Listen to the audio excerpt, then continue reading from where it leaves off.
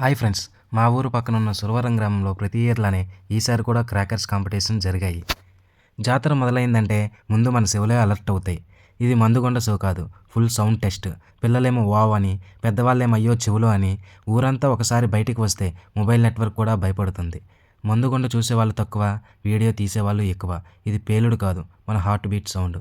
ఒక్క పేలుడు కొడితే నిద్రలో ఉన్నవాడు కూడా జాతర ఎక్కడని అడుగుతాడు.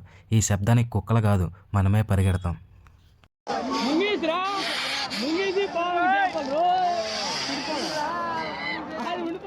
ముంగీసి దెబ్బ కాయలేదు బస్సు పడుతుందా డబ్బులు లేవు ఆయన ఎట్లా పారిపోతాను